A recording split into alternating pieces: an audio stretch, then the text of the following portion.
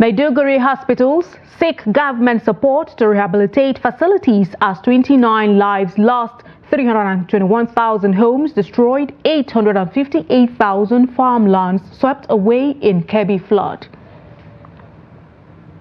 Court mandates INEC to accept Labour Party's Ondo candidates. Kano's Animal Park struggles amid dwindling resources, falling visitors. On the foreign scene, 17 killed after Hurricane Helen cuts deadly path through Florida, southeast United States. Good evening and welcome to the News Hour tonight on Trust Television. I am Aisha Salihu. Begin with the devastating effects of the flood in some parts of the country, where the University of Maiduguri Teaching Hospital is now facing a hard time rendering health service delivery to residents of Maiduguri and neighboring countries. This is as a result of the flood disaster that damaged modern equipment at the hospital. Trustee Beatrice Korotsi has more.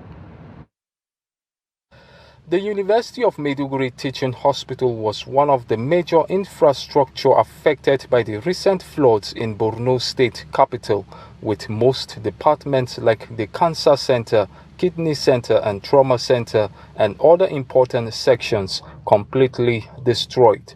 The management and visiting CMDs said the properties worth billions of dollars were damaged by the flood waters. This has denied health service delivery to millions of residents and neighboring countries of Chad, Cameroon, and Niger. In terms of specialized laboratories like molecular, polio, they all affected the cancer center, radiology department, all the equipments. But at this stage, some of them that are small, not much technicalities, we can start using them. But the sophisticated equipments, we have to call on the manufacturers to come and assess them, and they'll let us know exactly the level of involvement. So we do hope that as soon as the companies that manufacture these machines come here, maybe in the next couple of days, we should be able to know to what level this damage has gone. But really, with our own layman eyes of machines, we are doctors, but we are not engineers or technicians. But we could see that there's a potential that a lot of this have been damaged. But then we will wait the comments and reports of the companies that are the experts that made it. At the moment, the hospital is providing skeletal services pending when it recovers from the effect of the disaster. Beatrice Korotsi, Trust TV News, Maiduguri. The Nigeria Hydrological Services Agency has stressed the need for those living around River Niger and River Benue banks to relocate immediately to safe locations and secure their lives and property. In a statement on Friday, the Director General of NIHSA, Umar Muhammad, further affirmed that a steady rise in the water levels of River Niger and Benue has reached the red mark. He stressed the need for Nigerian citizens to heed the agency's warning by doing clearing their drainages and gutters, as well as making way for water runoff. He also emphasized that the prolonged rain that has persisted across the nation has caused some devastating flash floods. The DG reiterated NIHSA's mandate as regards the management and development of the nation's water resources. He stated that NIHSA will continue to monitor daily water levels of the major rivers and tributaries, issuing flood warnings and alerts along with providing flood predictions. Also, tragedy has struck Niger State as floods have claimed the lives of 11 people, devastated communities and caused extensive damage across 19 out of the 25 local government areas. The floodwaters have swept away a staggering 118,692 farmlands, plunging many residents into uncertainty as their means of livelihood have been severely impacted. In addition to the destruction of farmlands, the floods have affected 246 schools, disrupting education in 529 communities. The Niger State Emergency Management Agency Director General Abdullahi Baba Ara confirmed the severity of the situation in a statement. He highlighted the scale of destruction, noting that over 6,865 households have been impacted. He said, additionally, critical infrastructures have been affected, with 18 bridges and 80 culverts destroyed, worsening transportation and access challenges for relief efforts. The Kebbi State government on Friday said no fewer than 29 persons, 321,000 houses and 858,000 farmlands have been lost to floodwaters in 16 of its 21 local government areas. While briefing journalists at the press center in Birnin Kebbi, the State Commissioner of Information, Yakubu Ahmed Birnin Kebbi, said if help did not come to the affected areas where rice, maize, guinea corn and other crops were destroyed by the flood, there might be shortage of food in the state and the country. He said before the NIMET protection that Kebbi might be worse hit by flood, the state had suffered severe disaster from flooding in 16 of its local governments due to the water release from Goronyo Dam and the convergence waters in River Rima and River Kar, which flows into the state through River Niger. The commissioner said despite the measures taken by government, the state still suffers flooding in 16 of its local governments. And to matters of security, police authorities in Lagos State have summoned 3 officers for allegedly extorting 1 million naira from corps members. Footage of the encounter between the corps members and officers had made the rounds on social media late Friday. The incident is said to have happened in the Surulere area of Lagos. A social media user, Oluyemi Fasipe, who shared the videos, claimed the officers took 1 million naira from the corps members. I know you are not kidnapping. You make any call. But I have to tell. But there's no offense in pressing my phone in the car, sir, boss. Me, I'm telling you. I have to tell my people that. This is what we only do for our station here. Yes, okay. You don't make call now. If I'm in car with you, you mean I cannot make call. I cannot call anybody. You cannot call. Nobody has to know when I get. Put your phone inside your pocket first. So when I get station, carry your phone. But I need to call people that they need to know where I'm going to. My loved ones. I'm talking to you. Yeah, I'm putting my phone. You are not putting it. Understand what I'm saying? Put your phone inside. Straight. You are turning here. We need to tell people where we are going to now. Because this is what I'm going to give you statement to make. Statements? Why are we making statements? You said we are going there to photocopy.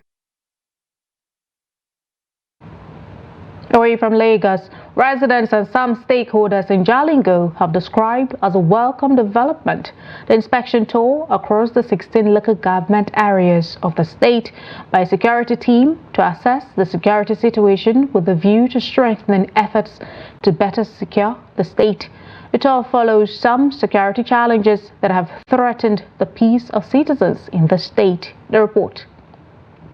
This conference hall in Jalingo Local Government Secretariat was filled to capacity as stakeholders as well as the residents converged to express their views and complaints concerning the security situation in the state. They were addressing the security team that embarked on tour to evaluate the activities of criminals and also familiarize with the citizens to ensure collaboration in the fight against insecurity in the state. The Taraba State Police Commissioner, David Eyolomonon, who is the head of the team, briefed the gathering on the effort of the command to quell violence in the state, adding that crime and criminality have significantly reduced across the state. He also emphasized the need for the community to give them maximum support to ensure peace in the state. Community police, the way it is articulated and executed by the police, is not different from what you all are doing. The peace committee, the vigilante, and many non-state actors that are assisting the law enforcement agencies to ensure that there is adequate peace and security in the various communities. The Emir of Muri, represented by the Galadima of Muri, Tukur Abba Tukur, who commended the effort of the security team, noted that before now, hardly a week passed by without report of one crime or the other, adding that It is now more than 6 months since any form of crime was reported. Miraculous intervention of police has been so commended in our community here.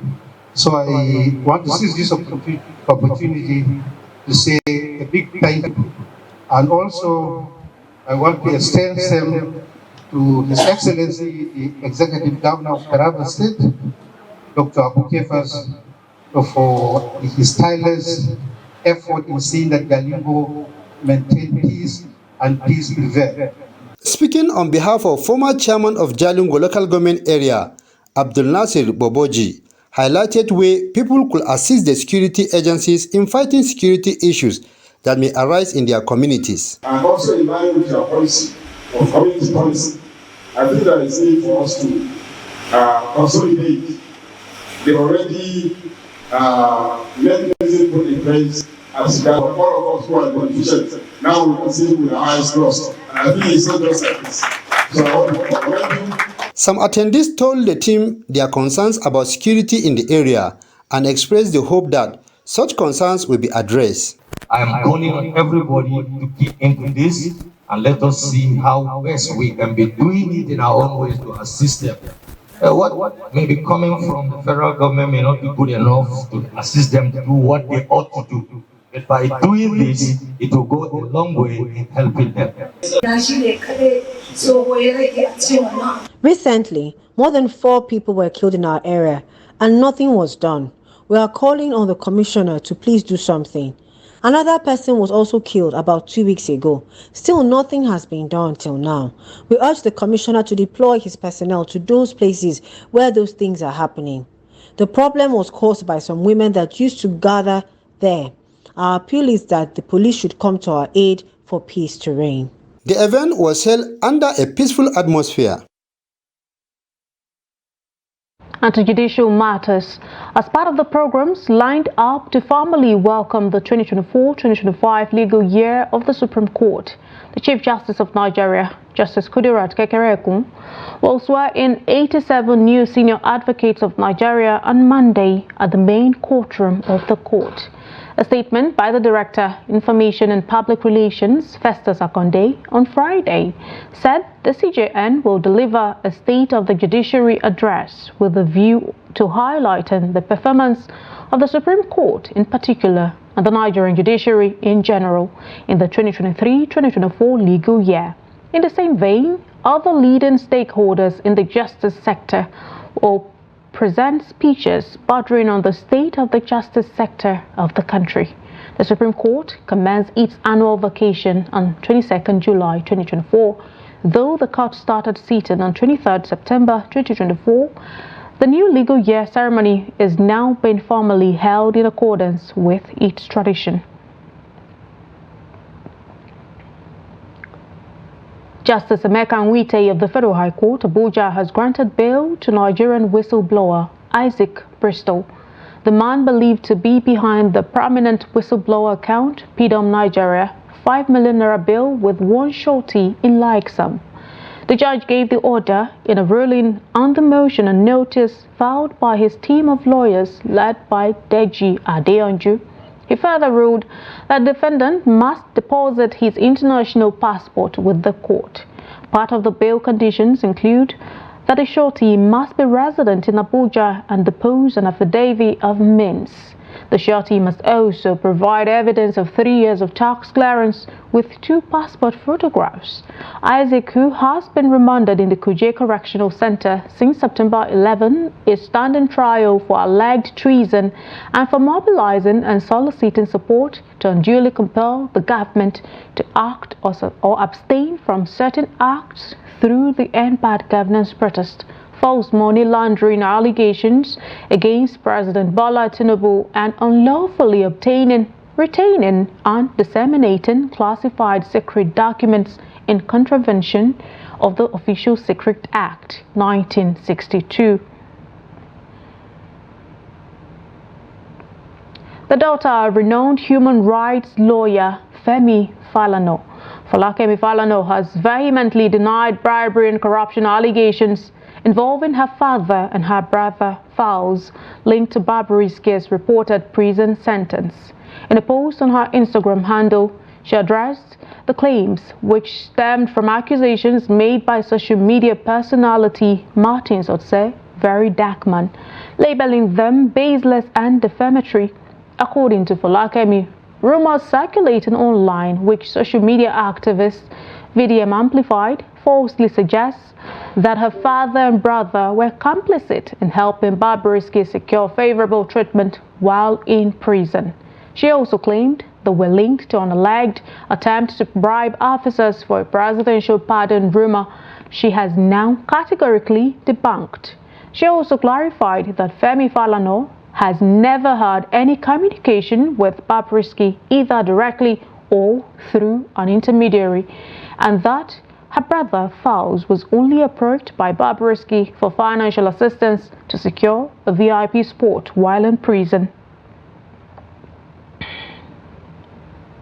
Justice Emeka Nwite of the Federal High Court, Abuja, has ordered the Independent National Electoral Commission to accept and recognize Olushola Nehemiah and Ezekiel Aude as the governorship and deputy governorship candidates of the Labour Party for the Ondo State governorship election.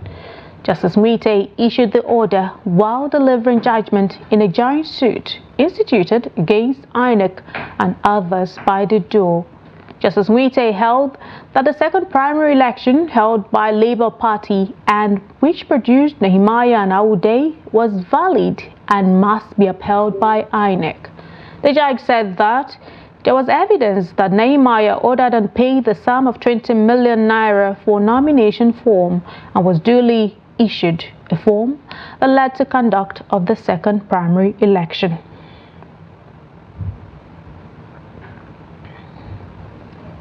And to Labour matters, the Academic Staff Union of Universities, Bauchi Zone, has raised alarm over the exodus of 30 trained PhD holders from Saadu Zungur University, formerly Bauchi State University, due to deteriorating working conditions and inadequate welfare provisions.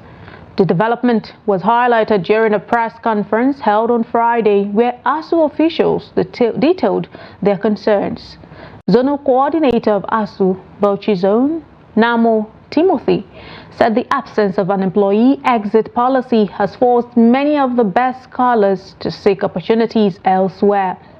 He said, without a pension or death benefit scheme, members feel insecure about their future. The union also criticized ZAZU's administration for failing to pay over 650 million naira in accumulated entitlements, including earned academic allowances and honorariums for internal examiners.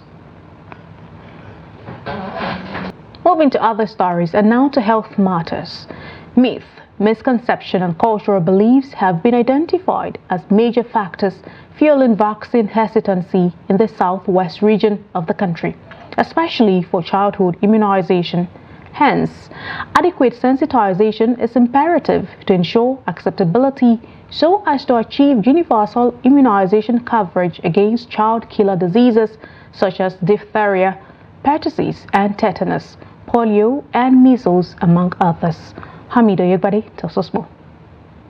The 2022 Multiple Indicator Cluster Survey by the National Bureau of Statistics gives an insight into the coverage rate of childhood immunization in the southwest region of the country. For instance, on polio vaccination, Ogun State recorded 37.8%, followed by Oyo State 45.5%, while Ondo State had 54.2%. Osun State recorded 62.2%, Edo State recorded 69.5%, Ekiti State had 73.6%, and Lagos State recorded 75.6%. The above data indicated that large number of children in the states are not vaccinated. To ensure that all children receive vaccines for vaccine preventable diseases. It's not been an easy task, but due with adequate efforts, Lagos has been able to close the gap on immunity. One of the greatest challenges that we've had as a state is had to do with the fluidity in the Lagos population. It is very, very, very, very important for immunization to go on for every kid in short in this country, because last time we pass through cholera or stuff, you know. But if assuming your child has the immunization, I don't think he or she will contact any disease. I know my first baby, I immunized him up to a year. So, and they taught us in antenatal that after the birth of a child, we should always go for our immunization. We should not miss it. Meanwhile, the United Nations Children Fund, UNICEF, says no child should be left behind and called on all stakeholders, including the media, to develop innovative ideas to raise awareness in the communities, to correct misconceptions, and encourage parents to immunize their children. Ensuring that the vaccines that are available are also potent enough to protect children from vaccine-preventable diseases. And with this, they provide infrastructure that helps with the cold chain system, as well as transporting vaccines to the last mile in order to reach the children where they are. The message is vaccination is safe and effective way of protecting children against harmful diseases and avoidable death. Amid Oyegbade, reporting for Trust TV. Boarding schools have been a cornerstone of education for decades, where parents enroll their children to acquire quality education. However, in recent times, the popularity of boarding schools is waning as parents increasingly opt for day schools due to various factors. Despite this trend, many still view boarding schools as institutions that shape students' characters, molding them into better individuals for the future. Trust TV's Bello Musa has more on the story. We'll bring you details of that story in subsequent bulletin. Jigawa State has achieved a significant milestone with the launch of its first ever mobile veterinary clinics, a program designed to provide free veterinary services across all 27 local government areas. Governor Umar Namadi unveiled the initiative at a ceremony in Garbo village, Miga local government area, as part of his administration's 12-point agenda aimed at improving the lives of citizens, particularly those in remote areas. The report. The groundbreaking program, the first of its kind in Nigeria, promises to boost the state's agrarian economy by ensuring the health of livestock, particularly benefiting the Fulani communities whose livelihood depend on cattle. Governor Namadi outlined key aspects of the initiative, including the provision of motorcycles for veterinary staff, free veterinary services, and an ongoing supply of veterinary medicines. The mobile veterinary teams will travel to nomadic communities, providing essential care to livestock free of charge. The governor emphasized that this service is crucial for maintaining the health of cattle, a cornerstone of Jigawa state economy. Governor Namadi reiterated that the initiative is part of a broader strategy to promote food security, rural economic development, and improved animal husbandry practices. He also highlighted complementary efforts aimed at supporting the Fulani communities, such as the renovation of nomadic schools, the employment of 235 nomadic teachers, most of them Fulani, and the appointment of 10 Fulani advisors to the governor. Today, the 27 local government in Jigawa State are following suit as they intend to strengthen their veterinary department in each of the local government. Now, this veterinary department are strengthened by the provision of 5 motorcycles in each of the local government to ensure that, and these motorcycles are well kitted, provided with all the necessary equipment to provide veterinary services to the Fulani in each of the local government free of service. The initiative was launched under the supervision of the Ministry of Local Government, with Commissioner Ahmad Garba MK pledging to introduce more programs for the benefit of Jigawa's citizens. Your Excellency, some of the numerous achievements facilitated by the ministry include the following: quarterly purchase of essential drugs to build on existing state-free MLCH, purchase of PSC equipment to enable proper diagnostic measures across the local government areas, address primary health care centers, revitalization of 30 PSC across the 30 constituencies. In line with his 12-point agenda, that the state government considers the plight of our people living in the remote area to provide means of veterinary health care for the nomads under His Excellency program, the Damodi Veterinary Pre-Health Care Clinic. First of its kind is the history of the nation, where all 27 local governments will be benefited. The administration is working on a program to buy milk from the Fulani at fair prices, ensuring a stable income for the community. The governor also stressed the importance of peaceful coexistence between farmers and herders, with efforts underway to protect cattle routes and improve grazing reserves equipped with watering points. Assistant Comptroller General Saidu Abba Yusuf has unveiled plans for the comprehensive automation of the Nigeria Customs Service, transforming operations nationwide.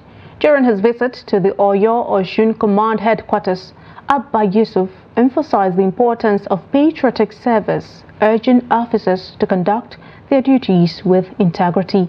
The report. This strategic move aligns with the service mission to maximize efficiency and promote trade competitiveness. With automation, the NCS aims to enhance revenue collection, facilitate trade, and secure borders. Monday, we had a program in the training college, all towards ensuring that all our services are automated. Even international organizations, they are coming in to train us. German Federal Office is involved in ensuring that automation, cargo examination, different types of training is being extended to us. This visit also provides ample opportunity for direct engagements with men and officers as they seek to jack up their revenue projection for the year despite the current precarious economic outlook, with the aim of contributing effectively to national development. A lot of activities are going on. Insurance policies are being modified. Officers' housing schemes, promotions are taking place at when due.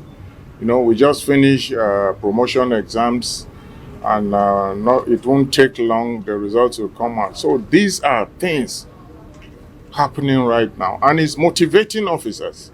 Customs Area Controller for Oyo-Osun Command describes the zone as strategic while harping on the need for its leadership to provide improved logistics and more training programs to drive professionalism. The Oyo Area Command remains fully aligned with the strategic objective of Nigeria Customs Service. We are dedicated to the upholding the highest standard of professionalism, transparency, and the efficiency as maintained by NC Act of 2023. Issues that took center stage at this meeting include the urgent need to address issues of border security, digitalized cargo clearance services with enabling laws to check anti-smuggling activities, drug trafficking and abuse, and the need for officers to perform their duties within the ambit of the law. Commissioned in 1972, once a bustling destination for families and nature enthusiasts, the Kano State Zoological Garden now finds itself grappling with a declining number of visitors. In the face of significant challenges, the Zoo Management Agency revealed recent strives to preserve this vital ecological and educational resource.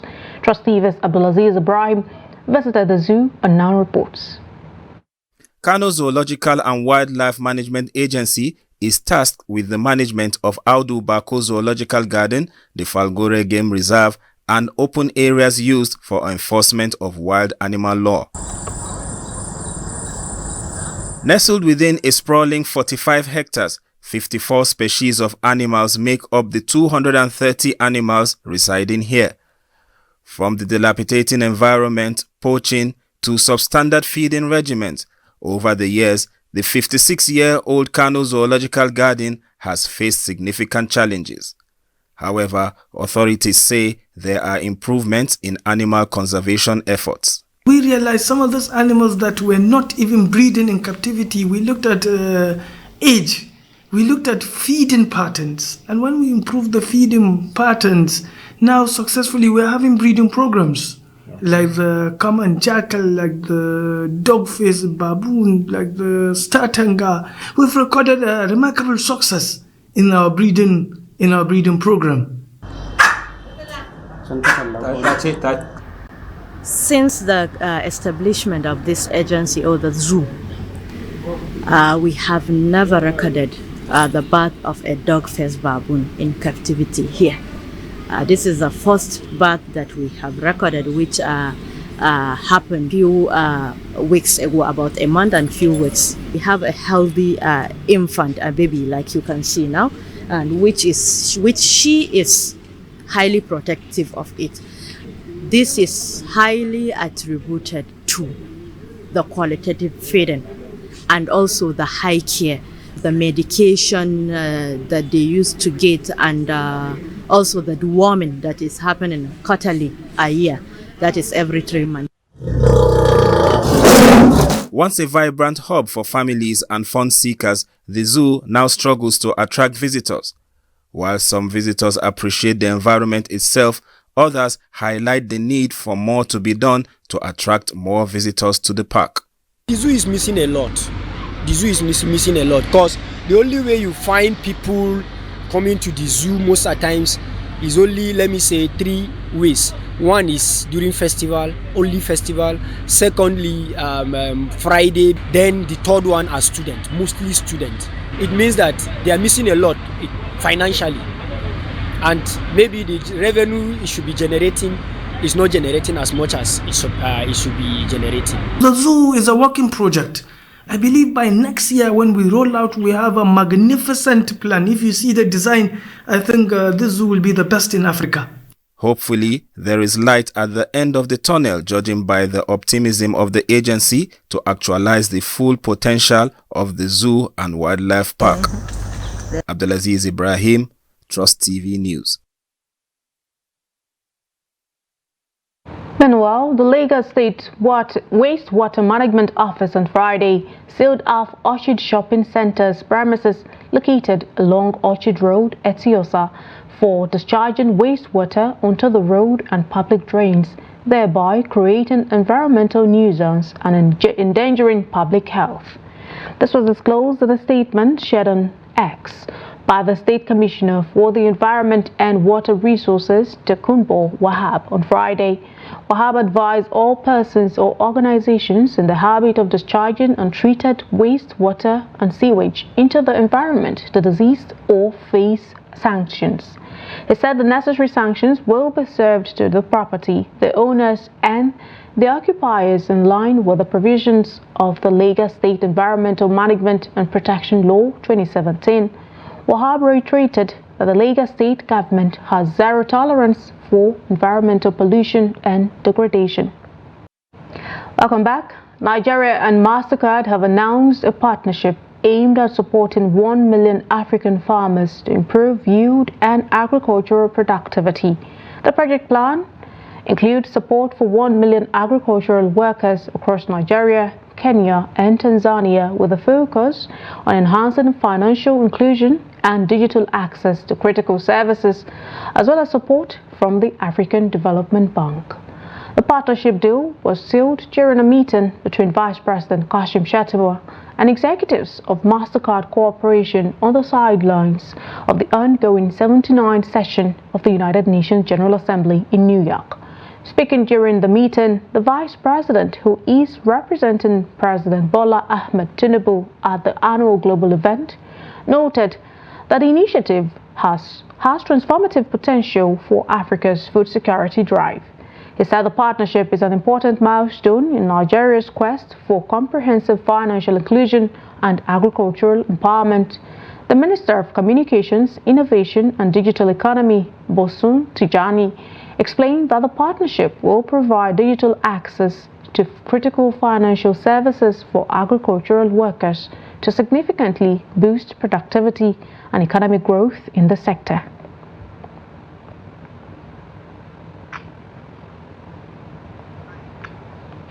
Let's now join Chiamaka and Nendu for the business news. This is the business news segment. My name is Chiamaka Nendu. We begin with news coming from the National Bureau of Statistics, as the NBS has said that Nigeria's export to 6 major trading partners, Spain, the United States of America, France, India and the Netherlands, as well as China, reached 8.88 trillion naira in the second quarter of 2024. And a breakdown of the figure showed that Nigeria's export to Spain in the second quarter was valued at 2.01 trillion naira, representing 10.34% of the country's total export within the period. And according to the report, the top exported items included crude petroleum oils and oils obtained from minerals valued at 1.63 trillion naira. And away from that now, at the backdrop of sustained increases in the adoption of electronic payment system, the Nigeria Interbank Settlement System has said that instant payment increased to 89.50 trillion naira in July of 2024. According to data obtained from the NIBSS, the figure represented 12.45% of 9.91 trillion naira increase compared to the 79.5 trillion naira recorded in June, and an 89% year-on-year increase compared to the 47.38 trillion naira recorded in July of 2023. And the instant payment recorded in July brought the value of the total electronic transactions in the first half of 2024 to 566.39 trillion naira. And now to how the market closed the week, where we did see the best dominate the market, with the all-share index down at the close of Monday's trading by 0.07% at 98,458.68.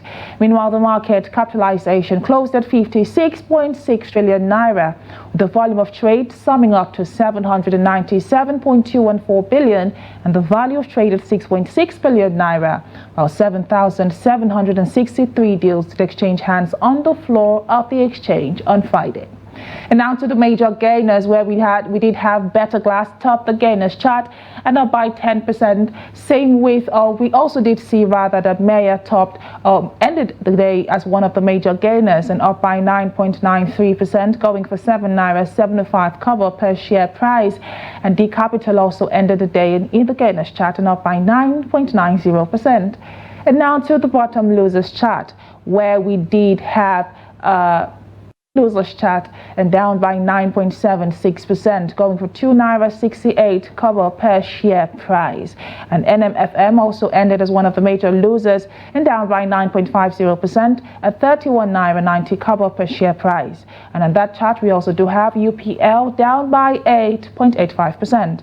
And now to the top trades and market movers chart, where we did have, J. Paul Golden Ventures recording huge amounts there, about 591 million shares, followed by the United Bank for Africa, 27.8 million shares, and Zenith Bank at 11.7 million shares. And away from that now, let's look at how the global market have fared during Friday's trading sessions.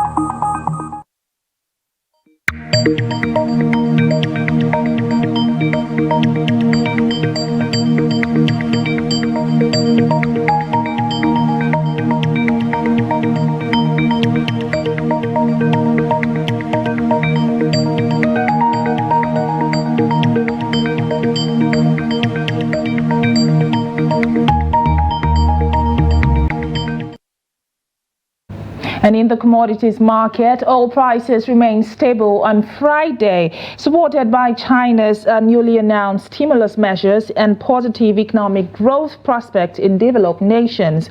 And Chinese authorities have introduced policies aimed at bolstering and developing their economy, which has reassured the market. And as the world's largest oil importer, which is China, has reduced the reserve requirement ratio for banks on Friday, a move anticipated to inject approximately £127 billion in liquidity into financial market, according to state media. Well, that's all for the business news segment. My name is Chiamaka Enendu. So much Chiamaka Enendu for the business news. And now away from Nigeria and to sad development.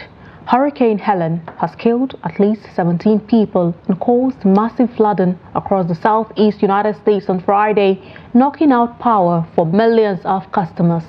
Roads, homes and businesses were inundated after Helen made landfall near the Florida state capital, Tallahassee, overnight and surged north, though it weakened to a tropical storm.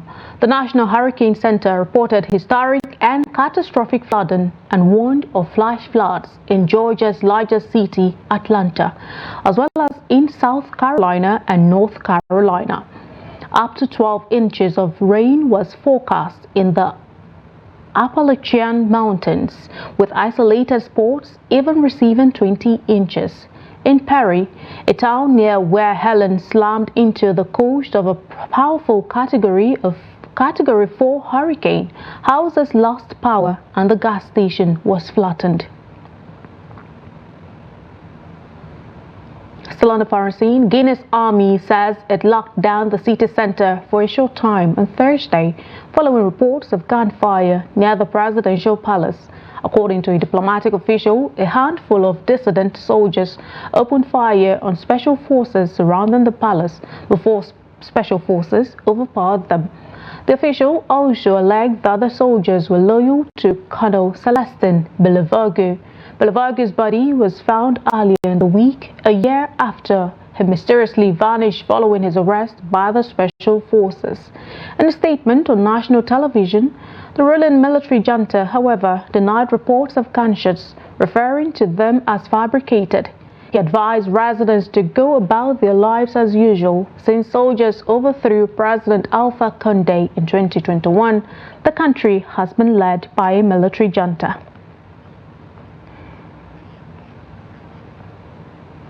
Let's now join Adeni Ajishafe for the sports news.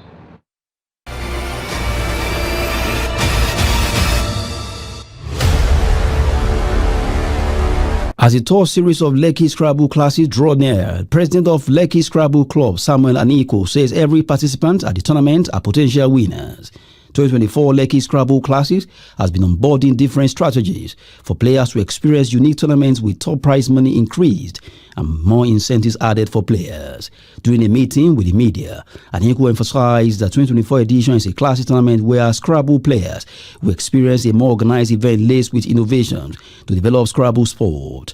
Aniko assured that 2024 Lekki Scrabble classes is beyond words. The composition of the club in itself makes it a very interesting combination of both players like myself who play locally, and then we have diaspora players.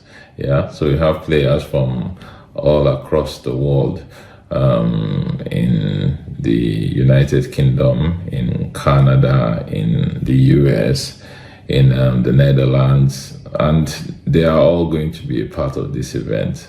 So they will all be coming in to mix it in with all our local players here.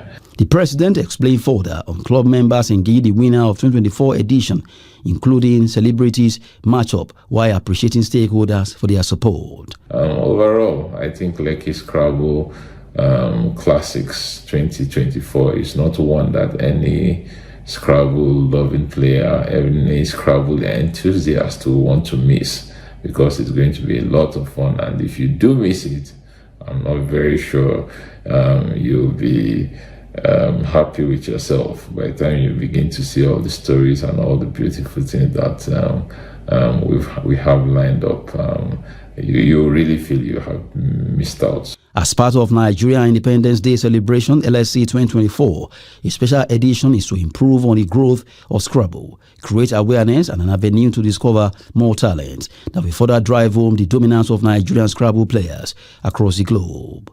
That's Sport News. I'm Adeni Ajishafe.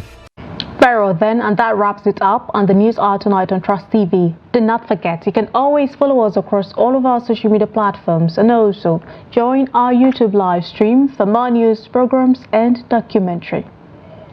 I am Aisha Salihu. Thank you so much for your time. Have a good night.